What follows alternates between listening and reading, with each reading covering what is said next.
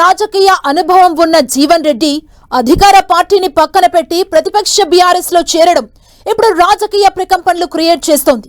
ఆయన కారెక్కటంతో ఉమ్మడి జగిత్యాల జిల్లా రాజకీయాలు ఒక్కసారిగా వేడెక్కుతున్నాయి.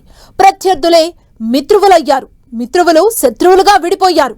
జీవన్ రెడ్డి తన పొలిటికల్ గురువు అని చెప్పుకునే మంత్రి అడ్లూరి పరిస్థితి అడకత్తెరలో పోకచెక్కలా మారింది. దీంతో పార్టీ కోసం గురువు మీదే ఫైర్ అవుతున్నారు. అసలు జగిత్యాలలో ఏం జరుగుతోంది? బీఆర్ఎస్ లో జీవన్ రెడ్డి చేరికతో రాజకీయం ఎలా మారింది? ఈ ఎఫెక్ట్ మంత్రి అడ్లూరి మీద పడుతోందా?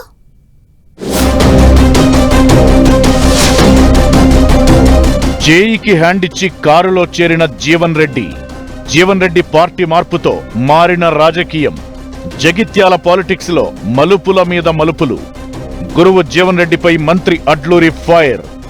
అడ్లూరి ఆగ్రహానికి అసలు కారణాలు ఏంటి? జగిత్యాల రాజకీయాల్లో అసలేం జరుగుతోంది? కాంగ్రెస్ ను వీడి మాజీ మంత్రి జీవన్ రెడ్డి బీఆర్ఎస్ లో చేరడంతో జగిత్యాల రాజకీయాల్లో ఒక్కసారిగా అలజడి మొదలైంది. ఎన్ని రోజులు కారు పార్టీని టార్గెట్ చేస్తూ విమర్శలు చేసిన జీవన్ రెడ్డి ఇప్పుడు హస్తం పార్టీ టార్గెట్ గా ఆరోపణలు మొదలు పెట్టారు. 4 దశాబ్దాలుగా కాంగ్రెస్ తో ఉన్న అనుబంధాన్ని తెంచుకున్న ఆయన ఇప్పుడు కారెక్కి మరీ సవాల్ చేస్తున్నారు. బీఆర్ఎస్ ను గద్దెనెక్కించడం, కాంగ్రెస్ ను ఓడించడమే తన టార్గెట్ అంటూ జీవన్ రెడ్డి చేస్తున్న వ్యాఖ్యలు ఆయన శిష్యుడికి మాత్రం చెమటలు పట్టిస్తున్నాయనే గుసగుసలు జగిత్యాల రాజకీయాల్లో వినిపిస్తున్నాయి.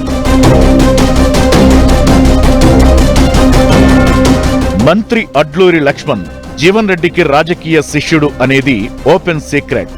జిల్లా రాజకీయాల్లో గురు శిష్యులిద్దరూ కీలక పాత్ర పోషించారు. గత ఎన్నికల్లో అడ్లూరి గెలుపు కోసం శాయశక్తులా పనిచేసిన జీవన్ రెడ్డి మాజీ మంత్రి కొప్పుల ఈశ్వర్ను ఓడించడంలో కీలక పాత్ర పోషించారు. 2018 ఎన్నికల్లో కొప్పుల మీద 400 ఓట్లతో అడ్లూరి ఓడిపోయారు. అయితే ఆ తరువాత అడ్లూరికి రాజకీయంగా అన్ని రకాలుగా జీవన్ రెడ్డి సపోర్టుగా నిలిచారట. ఆయన సూచనలతోనే ధర్మపురిలో బీఆర్ఎస్ మీద పోరాటం కొనసాగించిన అడ్లూరి 2023 ఎన్నికల్లో విజయం సాధించారు. మంత్రి పదవి కూడా దక్కించుకున్నారు. ఇలాంటి గురు శిష్యుల బంధం ఒక్క పరిణామంతో మలుపు తిరిగింది. జీవన్ రెడ్డి పార్టీ మారడంతో గురువు మీదే అడ్లూరి విమర్శలు స్టార్ట్ చేశారు. ఇదే ఇప్పుడు జగిత్యాల జిల్లా రాజకీయాల్లో కొత్త చర్చకు కారణం అవుతోంది. కాంగ్రెస్ లో ఉన్నన్ని రోజులు బీఆర్ఎస్ నేతలను రాజకీయ శత్రువులుగా చూశారు జీవన్ రెడ్డి. అయితే ఇప్పుడు కండువా మార్చేశారు. దీంతో శత్రువులంతా మిత్రువులుగా మారిపోయారు. క్లియర్ గా చెప్పాలంటే మాజీ మంత్రి కొప్పులతో కలిసి జీవన్ రెడ్డి పొలిటికల్ గా కొత్త జర్నీ మొదలు పెట్టబోతున్నారు. ఈ ఇద్దరి కలయిక ప్రత్యక్షంగా పరోక్షంగా మంత్రి అడ్లూరి లక్ష్మణ్ కుమార్ పై ప్రభావం చూపించనుందని రాజకీయ వర్గాల్లో చర్చ జరుగుతోంది. జీవన్ రెడ్డి పార్టీ మార్పుపై అడ్లూరి ఓ రేంజ్ లో ఫైర్ అవుతున్నారు. మంత్రి పదవి ఇచ్చి ఉంటే పార్టీ మారేవారా అంటూ ఆయన సంధిస్తున్న ప్రశ్నలు జీవన్ రెడ్డితో పాటు ఆయన వర్గానికి కోపం తెప్పిస్తున్నాయట. మంత్రి హోదాలో ఉండి జీవన్ రెడ్డి పార్టీ మారకుండా చర్యలు తీసుకునేలా అధిష్టానాన్ని ఎందుకు ఒప్పించలేకపోయావంటూ అడ్లూరిని ప్రశ్నిస్తున్నారు జీవన్ రెడ్డి అనుచరులు. ఇకటు బీఆర్ఎస్ లో చేరిన జీవన్ రెడ్డికి కాంగ్రెస్ లో ఉన్నప్పుడు సన్నిహితంగా మెదిలిన వారే శత్రువులుగా మారడం ఖాయం. వారి మీదే విమర్శలు చేయాల్సి ఉంటుంది.